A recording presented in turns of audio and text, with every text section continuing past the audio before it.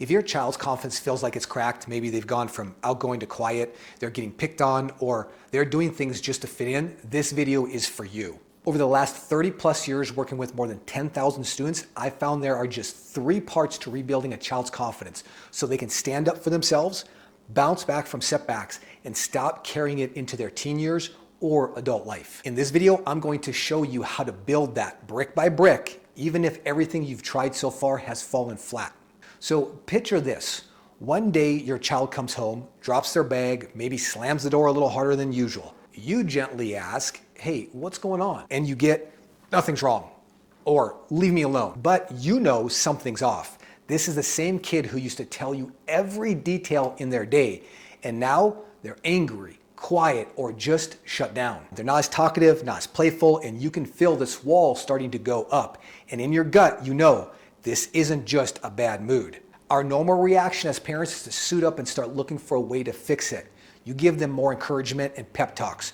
You tell them how smart they are, how kind they are, how amazing they are. Maybe you throw in some tough love too, hoping it'll snap them out of it. And sometimes the more you try to convince them how incredible they are, the more they shut down, right?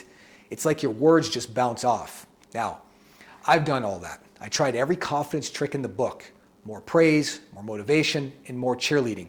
And it all fell on deaf ears. And for the longest time, I thought the tactics were wrong.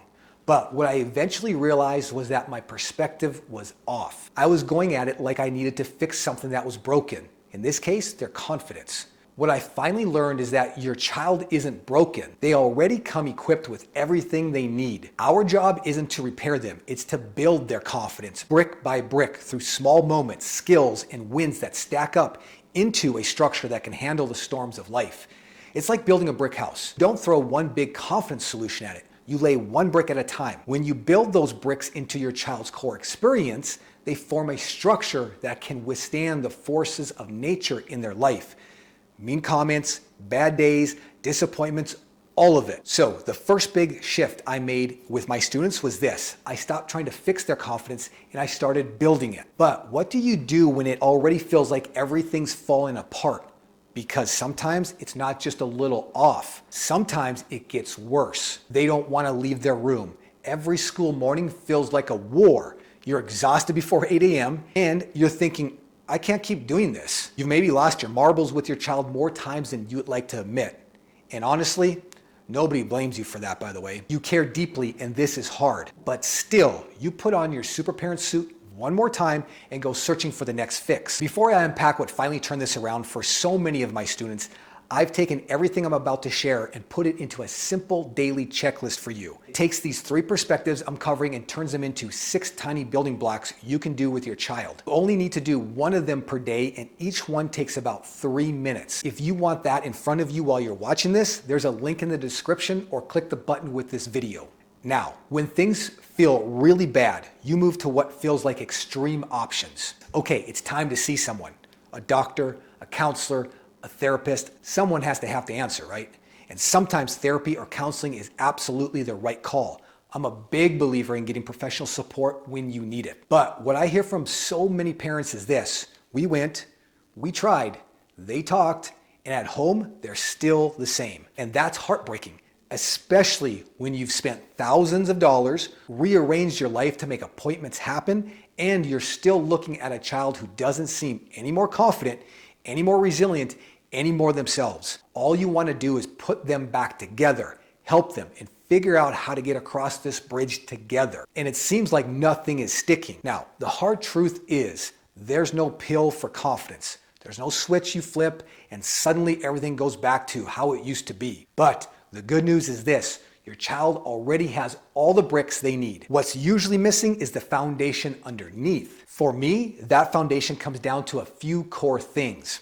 Number 1, how they talk to themselves. Number 2, what they believe they're capable of. And number 3, the small wins they get to stack up every single day. If that foundation is weak, it doesn't matter how many pep talks they get, it all crumbles under pressure. So the second big shift I made in my lab with thousands of students was this. I stopped stacking confidence bricks on sand and I started developing their foundation first.